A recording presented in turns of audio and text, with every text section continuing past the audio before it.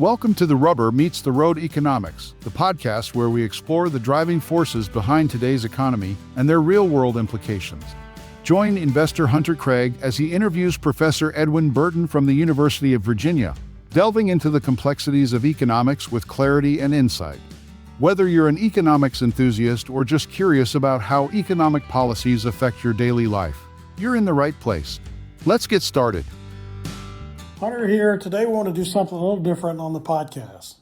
I want to reshare a conversation Mark Loehr, the CEO of Open Exchange, had with Professor Burton the day after the July 30th Fed meeting.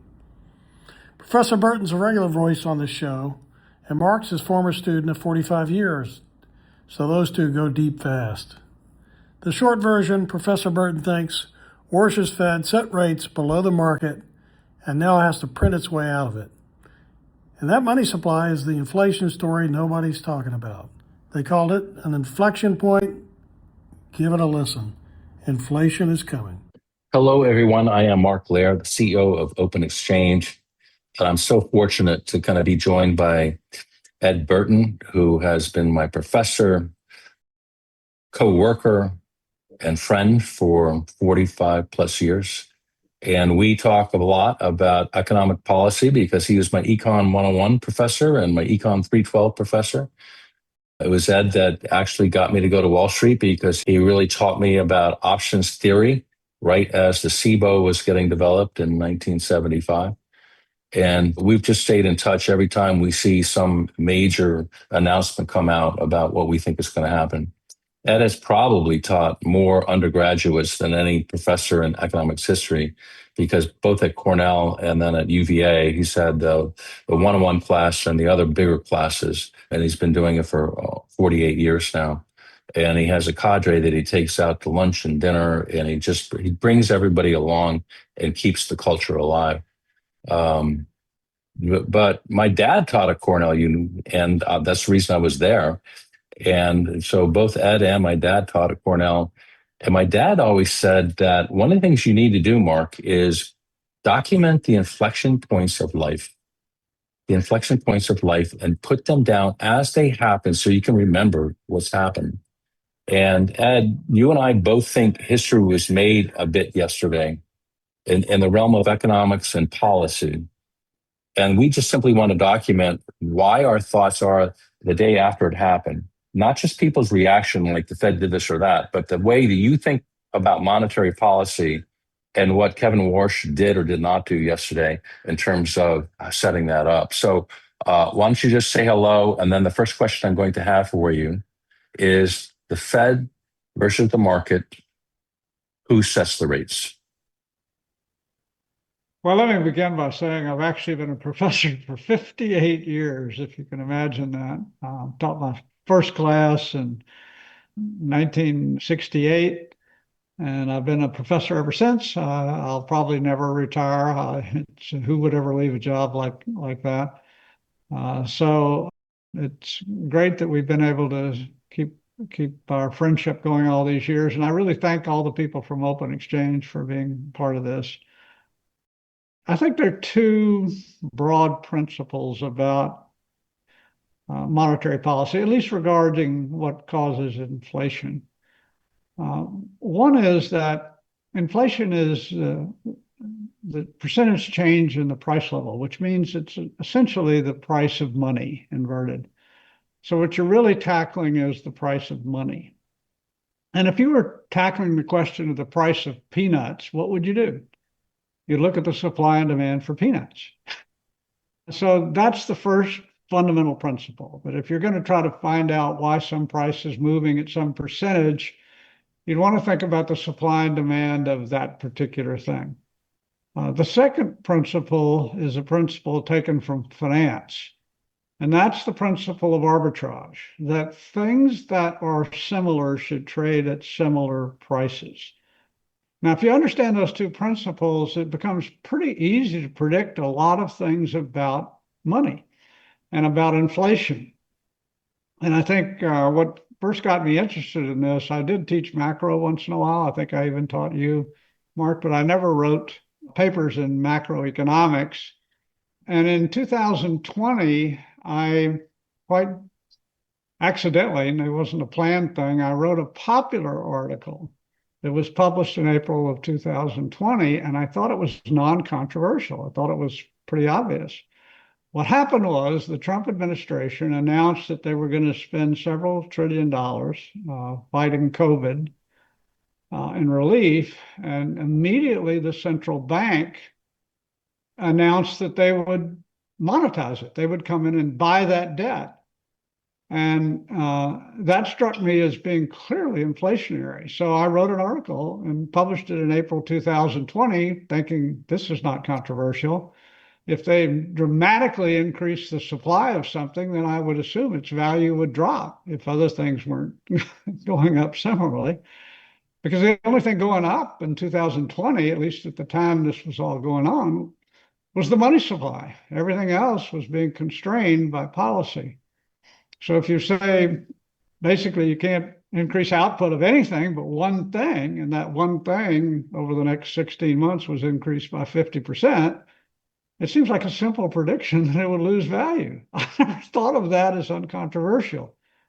But at the time, I had not read the macro literature that academics have been publishing recently, because it wasn't my field. So I started reading it. And when I read it, I discovered that all the papers on inflation either assume the money supply didn't matter at all. It wasn't even in the paper. You'd read a paper about inflation by the leading academics on inflation, and money supply wasn't even in there. Well, what that means is you could double it every 15 minutes, and they're saying it wouldn't have any impact on anything. If you leave it out, then it can go to any value and not matter. So it turned out I didn't hear anyone else calling for inflation. And as late as August of 2021, which is 16 months almost after I published this article, there was still no one calling for inflation to take place. And Powell met in Jackson Hole at his annual meeting, and he said inflation wasn't really a serious problem. It was transitory. And it was pretty clear inflation was roaring along by that time, and it seemed obvious to me why. And he presented 20 pages of statistics about what causes inflation. And guess what wasn't any of that? The money supply or demand for money. It's almost as if you're trying to figure out, why are peanut prices going crazy? And the one thing you don't even want to think about is the supply and demand for peanuts.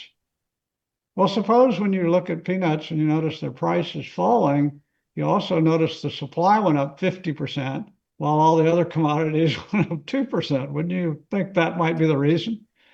But strangely enough, the academic literature didn't point in that direction. So I gave a paper on this topic in Melbourne, Australia, at the International Economic Associations the following year.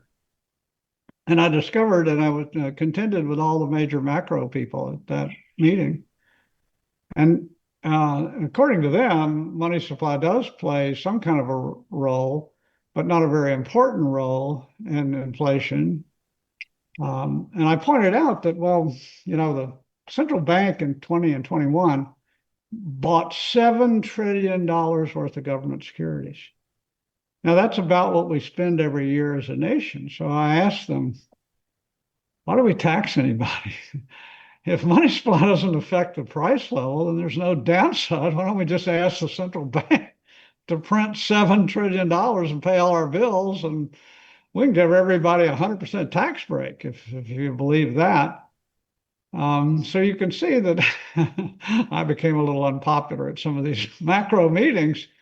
But it seemed to me obvious that supply and demand would tell you right away that if you increase the supply of anything a lot when other things aren't being increased, its relative price is going to fall. And so if you're worried about inflation, we've never had inflation in the US, and there's never been inflation anywhere in the world documented, ever.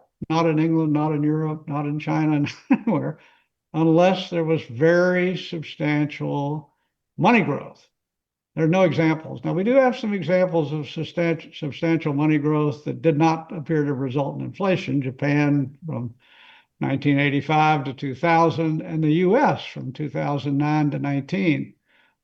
But there are no examples of inflation without money growth. There are none. The 70s, which was the major inflationary period in the US, had dramatic growth in the money supply. And I think most people concluded that was one of the main causes of the inflation, if not the main cause. And when Volcker came in, that was the first thing he addressed was an effort to slow the money growth rate, and he succeeded in doing that. And Paul Volcker, who was appointed by Jimmy Carter in 1977, reappointed by Ronald Reagan in 1981, really broke the back of that inflation by tackling the large growth rates of the money supply, slowing it down. And inflation more or less disappeared from the American economy for the next 2 decades. I would always rate Volcker as far and away my favorite Fed chairman. I think he saw the problem, tackled it, went after it, but he kind of saw it like I did. Now, the second big principle about understanding these markets, the arbitrage principle, means that if you have two securities that are pretty similar, they better trade at the same price.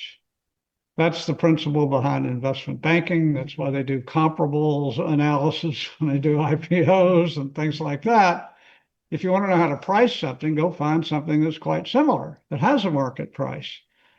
So the arbitrage principle permeates literally everything in finance, and you can prove almost all the fundamental theorems of finance by simply making that assumption. The so-called no-arbitrage principle is a very famous assumption in all of finance theory. So I thought that would be obvious also. Now, let me give you an application of that, which came up yesterday. 5 days ago, the entire Treasury securities market yielded more than 3 3/4 throughout the curve, even in the bill market, even bills that were coming off in 2 days. The entire bill market and note market was above 375. That is the top of the Fed range. It was the top of the Fed range at that time. So if, as Kevin Warsh said, he wanted to be neutral and let the market control rates, then he had to recognize that the market rate for overnight lending was actually around 380 at the time of the meeting. And if it's 380, you have to raise the range. If you keep the range down at 375, you're lending, effectively the central bank is agreeing to lend at 3 3/4 or less. You're putting that under the market. That's not the market price. That's like saying, you can't buy a car that's costs more than $40,000. You're going to create all kinds of other problems when you do that. And that's exactly what the market reaction was. Because so let me give an example for people. My wife is shopping for a new mortgage, right? She's trying to figure out what mortgage rate she wants to do. The market, and what the market is saying is for the 2-year at the moment is 385, but the Fed is saying, oh, you can borrow at 365. Everybody's going to say, oh yeah, please, thank you very much. And the Fed has to go print money so that they can allow people to do it at 365. So that collapse of that arbitrage between the 2-month bill that you saw from 390 down to 385 down to 375. And to your point, the Fed at the moment is buying people, really printing paper at 365, trying to stay in the middle of the range so that they don't indicate that they've misguided people. It's the arbitrage is so simple for anybody buying a mortgage right now that you're going to go to the bank that is going to give you 365. Yeah, the market wants to be at 380, and it's going to continue to want to be at 380 for a while. And to keep it below 380, to enforce that 375, the Fed has a reverse repo facility where they will say, hey, Mark, you want to buy the 2-month? Come to me, I'll finance it at 365. So what happened yesterday is, of course, everybody came in and bought the 2-month, planning to repo it back to the Fed at 365 or 375 for a clean arbitrage for 2 months. Well, so slow down there. How much trades every day at that rate structure? How many trillions of dollars? Well, the repo market is different every day, but it's interesting when people talk about Fed policy, they always talk about the federal funds market. But the actual market that counts is the repo market. Every Fed watcher knows that. There are very few trades in the federal funds market. It's a kind of almost non-existent market. It's the repo market. It's the largest securities market in the world. It trades a multiple of what trades on the New York Stock Exchange, but it's not very well understood.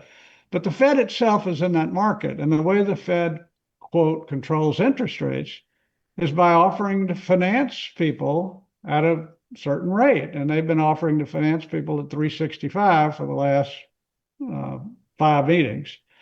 375 is the top of the range, but they don't say we'll offer to lend at 375 because that's the top of the range. They don't want to scare people, so they use 365. But they do some trades at 370. I track that pretty closely, what they do with their reverse repo facility. Interesting enough, their repos are not on the asset side of the balance sheet. And so when people talk about the size of the Fed balance sheet, what I'm saying is irrelevant to the size of the Fed balance sheet. That stuff is stuffed over on the liability side. When you look at the Fed balance sheet, look at the liability side, and you'll see the repos netted out over on the liability side. When they do actual purchases of Treasury bills, which they do, and of other things, which they did, that shows up on the balance sheet. So the size of the balance sheet is not the only real determinant of their impact. They can just simply do it by offering to finance Treasury bills. Okay, so let's break this down. $1 trillion, I think 14 trillion trades a day. $1 trillion at 5 basis points is going to be $5 billion over the course of a year, right? That they're kind of handing the arbitrageurs in terms of trying to force rates down. Do I have that? Yes. In the right? Yeah, the problem, and they know that, they're not confused about that. There's a desk in New York, the New York desk that trades for the Federal Reserve. It's the Federal Reserve's own trading operation. And you can be sure every bill trader understands this. This is not lost on people. People in the bill market understand this. What you don't know, it's like asking, suppose I wanted Tesla to go from 300 to 400 by buying it. Suppose I'm the Fed and for some reason I like Elon Musk, so I'm going to bid his stock up. I don't know how much stock I'd have to buy. You don't know that in advance, and the Fed's in the same situation.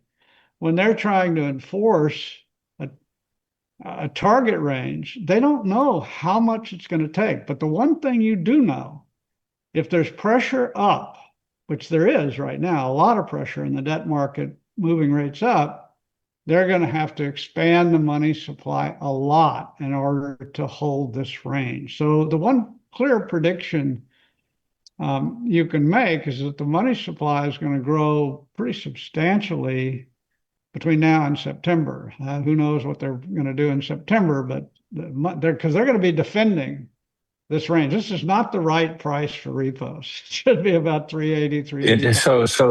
So Eddie has predicted kind of the Fed actions over the last 20 events, mostly by looking at exactly where the rates were and knowing that the Fed would zone in exactly there. This is the first time that the Fed has come in and set a rate below where the market is, which means that they're going to have to be creating a lot of money supply to keep the rates at that 375 or lower, or have trouble, right? And so Eddie and I have been talking last night about how much we think the money supply is going to grow over the next time we're going to see it for sure, Eddie, is what, a month from now? Or do they do it weekly? But let's just say it goes from 23.3 to 24.3, in a month. It's going to talk about that dynamic and then talk about the lag between growth of money supply and inflation and how markets interpret that. We have some hints at that, Mark, because for the last 13 weeks, the Fed has been defending the current range. There's been a huge amount of pressure on the current range before we got to this past Wednesday. And we know how much the money supply grew. It grew a full 3% in the last 13 weeks. Now think about that for a moment. 3% in 13 weeks. That's 13% annualized. Now, while that was growing 3%, commodity production and other things in the economy grew 1/3%. So the money supply grew 9 times as fast as the growth in all other goods and services in the economy. So that a simple argument says that's gonna cause more inflation. Price level is gonna adjust because the level of real money balances is way too high. So that gives you a clue that you may end up with the same kind of numbers over the next 2 months. It's hard to predict these kind of numbers, but the one thing you know is that the money supply is going to grow a lot faster than the rest of the economy. Now, at the moment, the total money supply growth to this point, today is July the 30th, is about 5%. It doesn't sound like a big number, but if you analyze it, it's getting close to 10%. It's around roughly 8.5%, 9%. But if they grow this thing 1% a month for the next couple of months, you may, by that time, see roughly 13% annualized. And if they keep it up, defending a bad rate, you could see 20% growth in the money supply in 2026. And I promise you, if you see 20% growth in the money supply, we're not talking about 3% inflation anymore. We're going to be talking about 9, 10, 11, and we're going to be talking about 30 years that have a 12 handle. Remember, I saw an auction at 14 handle back in 1981, and that thing went down 16 points. The highest yield in the 30-year Treasury market was 17.6%. And that occurred in 1981, in late 1981, December, I think was the month that happened. Because people think the money supply is irrelevant, they're not watching this variable. You didn't see Warsh even mention the money supply. It's almost as if I'm giving a lecture on peanuts. I'd like to talk to you about why peanuts are going down in value so much. Here's why it's going down in value. The used tire market has oversupply or something like that. I mean, they kept talking about the labor market and the investment spending and this and that and the other. But the real cause of inflation is honestly just too much growth in the money supply relative to the demand. Replace the word money with any other product, and you would come to that conclusion. But somehow, so in 1974 to 1975, monetarists were kind of the thing that I learned. Money supply was the thing that I zoned in on. And over the last, and then Volcker came in and he showed that he needed to reduce money supply to fix inflation. How did the monetarists go out of favor, and why is it not in our dialogue today? Well, after the crash of 2008, starting in 2009, Fed Chairman Ben Bernanke, by the way, Warsh was on the board at that time. He was and he opposed him on putting another $600 billion into the market. He's on both sides of this story. Yeah, they increased the money supply growth rate at 7% a year. And inflation did almost nothing much. It was 1.5% to 2% throughout that period from 2009 to 19. And so everybody concluded that, the money supply doesn't matter. So they went from slavish adherence to some simple money growth translates into inflation, which we know isn't exactly correct in the data, at least, to the idea that money supply didn't even matter. But if you really honestly believe that, and they all say they do, then I come back to the same question. Why do we tax anybody in America? Seems to me we can just print up $7 trillion a year, pay all our debts, pay off our Social Security problems. We can just do everything. It does matter. Money supply is the principal cause of inflation. And let me give you what might have happened in COVID if they hadn't done what they did. Interest rates would have spiked. At the time, they did all the Treasury offering, both in the Trump administration and Biden administration. You would have had higher rates than you had.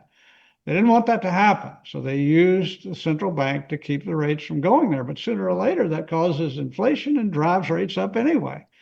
You're just postponing when you're going to have the high rates. Now we're in an inflationary period, and if you start expanding the money supply like they're doing, that inflation is going to go higher. And then you're going to see much higher rates across the board. So that's the sense in which this was an inflection point. I honestly didn't think that would happen. I took Warsh at his word. Warsh said, I'd like to see the market determine rates, not the central bank. Well, if you really believe that. Yes, exactly. When Wednesday came, you would have hiked the rate. The market rate for the overnight lending was 380, and he wanted to keep it below that. Yeah. But let's go down a little bit, teeny bit of history here on who to blame on the inflation coming out of COVID. And I do think that it crossed administrations, right? So the Trump administration certainly raised money supply a lot.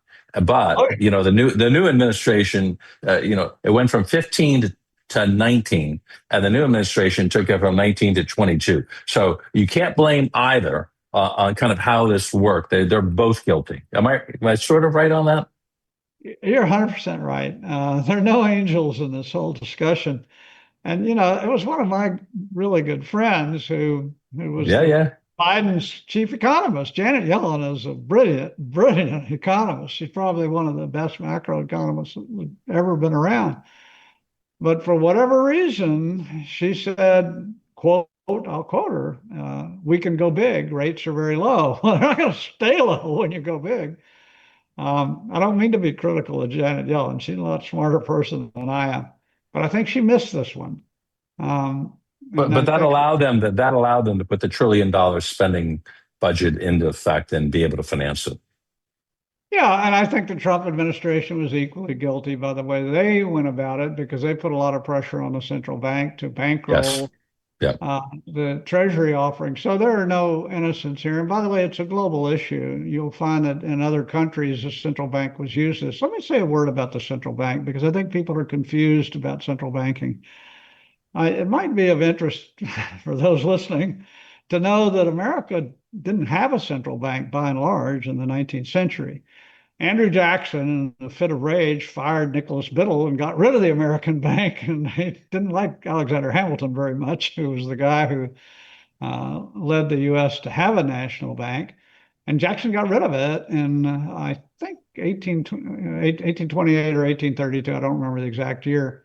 But for the balance of the 19th century, we didn't have a central bank.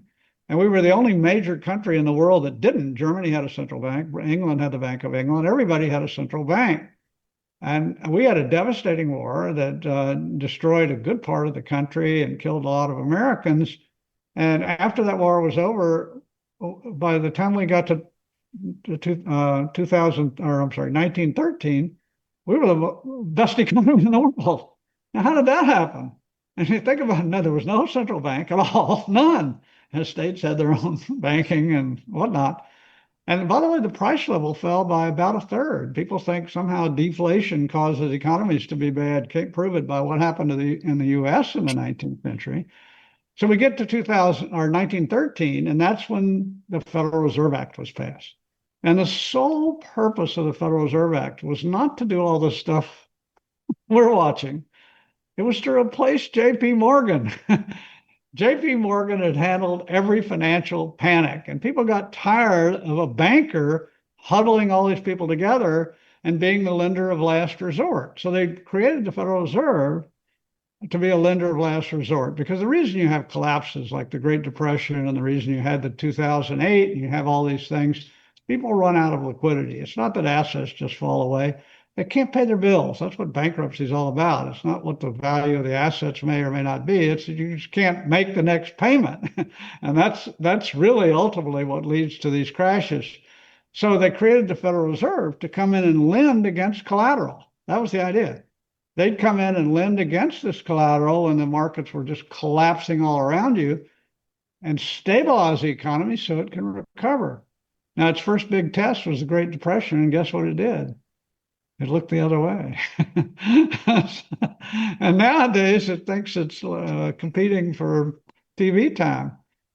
Central bank, the people that run the central bank are now folk heroes and kind of movie star types, but it was never intended that way. And and JP Morgan's still around, and they did a Bear Stearns acquisition in May 30th of 2008, right? In about 4 days, basically.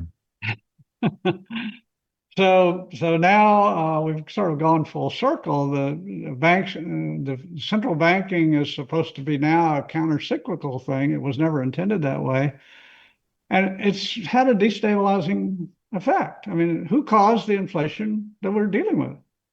The Federal Reserve caused it. It wasn't caused because of a war or the price of oil or supply shocks or all the reasons that Warshipman referred to yesterday. It's just caused by too much money growth. So I think we've played our story out relative to we believe monetary theory is still critical while the market does not. We believe that money is a supply demand situation that has an impact on inflation, not necessarily immediately, but inevitably. And we believe that Warsh misplayed this particular opportunity to show the markets that he understood that he's a participant in rates, but not a leader in rates. And now he's committed himself to print a shit ton of money in terms of the balance sheet that has a future effect kind of on inflation. And he missed the trade. He missed the trade. So a few questions for you to finish out here. How do you think the market saw it? How does this play out? How do we track the results? So let's start with how do you think the market responded to what you and I saw yesterday? Well, what would you expect to happen? What you'd expect to happen is inflation fears would raise yields in the 10-year and the 30-year. Guess what? That's exactly what happened. Even if economists don't think increased money supply causes inflation, it doesn't really matter. If it does cause inflation, then you're going to see an uptick in 10-year yields and 30-year yields, regardless of what anybody thinks. Markets work regardless of how knowledgeable any of us happen to be. What else would you expect? You would expect arbitrage to pull in the bill market. And so that's exactly what happened. The short end came dramatically down in yield, and the long end shocked everyone by going up. But it's just building in a larger inflation premium in the 10-year and the 30-year. You're going to see the mortgage rates go above 7 here very quickly. Yes. And there'll be a lot of gnashing of teeth, but what happened yesterday is completely predictable. Now, the stock market is a different game. Stock market's unpredictable. Who knows? That thing may rally a lot or decline. But the debt market is much more simple proposition. If you look at the amount of debt hitting the market from the national government, from state and local governments, from the hyperscalers on what's going on there, you've got enormous pressure on rates going up. Now, let me ask a question or answer a question you didn't ask. What could turn this around in the short run? Here's what could turn it around.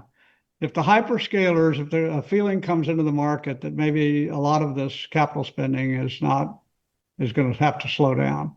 If you begin to see a backing off of the capital spending that you're currently seeing by Google and Meta and all these other hyperscalers, that can lead to a recession. Probably the most significant. That's fair. That's fair. Yeah. Is the capital spending. Keep your eye on that.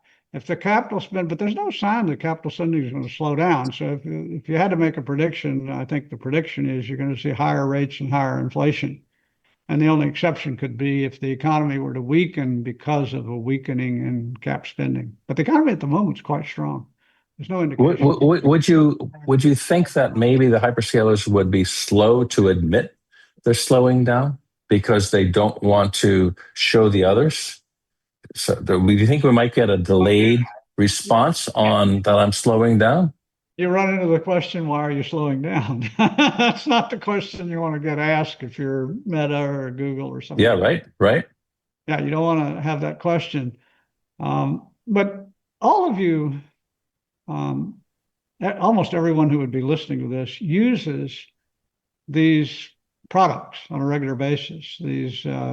I use Claude, Chat. Claude. I use Claude to write programs. In fact, I have a program that tracks Fed repo market on a daily basis. Claude wrote it for me. Thank you, Claude. I use Perplexity. I use Grok. I use DeepSeek, Gemini. I use them all regularly. But what if you use these things, is they make a lot of mistakes. I know. And so that gives you a little bit of pause. Yeah. I have to ask you, what's your favorite? It depends on the application. I'm a programmer. I can program in 6 or 7 languages. And when I have something I want to do now, if it's research, there's no substitute for me for Claude. I just go to Claude and say, here's what I need. Now, for other purposes, like when I'm preparing lectures, one of the things when you're preparing a lecture is I think it's more meaningful to students if you tell them how big these markets are. I mean, how many repos trade every day? How big is the stock exchange volume?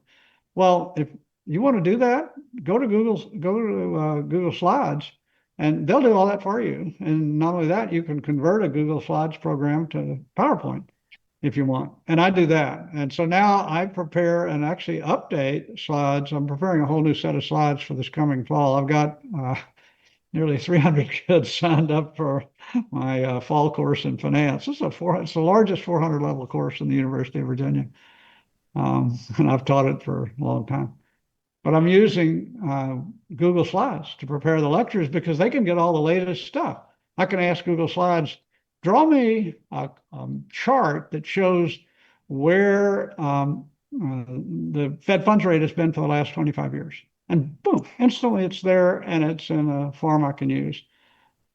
If I'm doing sort of pure research, I might use Perplexity for every day asking, what's the best TV monitor I can buy or something. I might ask ChatGPT and I might ask somebody else. I mean, I use these things like crazy, but I don't spend a lot of money. I pay $200 a year for Claude because I love Claude. It's great in programming. It's very good, really good.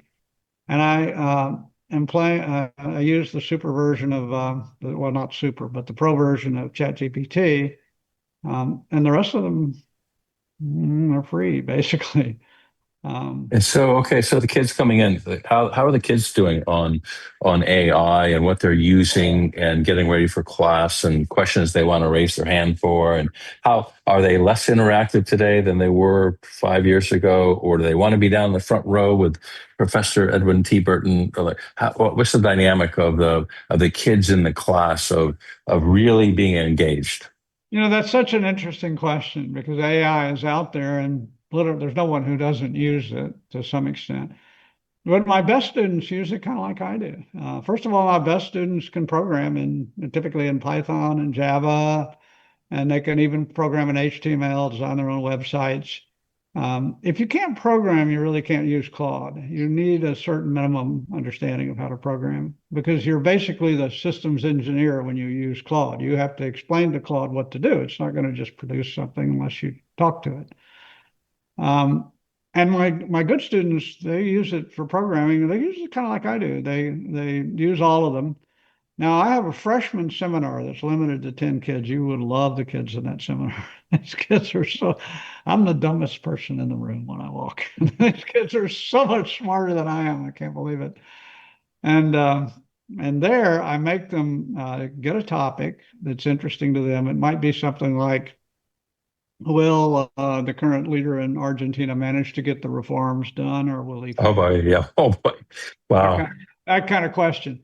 And I ask them to show what all the top 6 AI agents think is the answer in their presentation and in a paper they have to write.